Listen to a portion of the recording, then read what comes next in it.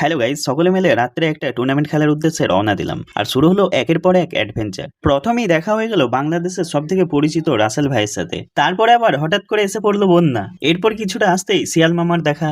হ্যাঁ, সবই তো হলো, এই কুকুরের তাড়া খাওয়াটাই বা কেন বাকি থাকবে। তো গাইজ, এসব দেখার পর তো আমি ভয়ে আমার পাগুলো মাথায় তুলে নিয়েছি। এতগুলো অ্যাডভেঞ্চার পার করে আমরা অবশেষে করুই গ্রামে প্রবেশ করলাম।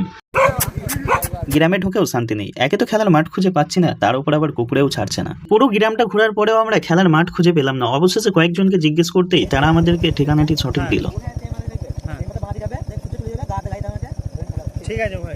তো গাইজ, ফাইনালি আমরা এতগুলো অ্যাডভেঞ্চার পাড়ি দিয়ে চলে আসলাম খেলার মাঠে। কি গাইজ, বিয়ে বাড়ি মনে হচ্ছে, ভুল করে কি বিয়ে বাড়ি চলে আসলাম নাকি? তো চলো হাওড়ার ব্রিজ পাড়ি দিয়ে ভিতরে গিয়েই দেখি। গাইজ, কি অবস্থা? প্যান্ডেলে তো এতদিন আমি বিয়ে হতেই দেখেছি, খেলা হতেই প্রথমবার দেখছি। সো গাইজ, আমাদের অ্যাডভেঞ্চার কিন্তু এখনো শেষ হয়নি। কয়েকটা বল হতেই উভয় পক্ষের মধ্যে লেগে গেল বিশাল এক যুদ্ধ। গাইজ, এই রাতটা ছিল আমাদের কাছে একটা আসল অ্যাডভেঞ্চার। তোমরা কিন্তু ভিডিওটি মিস করো না। তো এই হচ্ছে আজকের খেলার ট্রফি। গাইজ, এই মোকামদাদের খেলা শেষ হলে আমাদের খেলা শুরু হবে। তো তার আগে বলো, তোমরা মোকামদাকে কে কে চেনো? তো গাইজ, টস হয়ে গেল, তো এবার আমাদের খেলা শুরু হবে। তো চলো। তো গাইজ, আমাদের প্রথম ব্যাটিং ছিল, তাই আমি ব্যাটিং করতে নেমে গেলাম। প্রথম বলটি ডট খেয়ে দ্বিতীয় বলে রান আউট হতে হলো।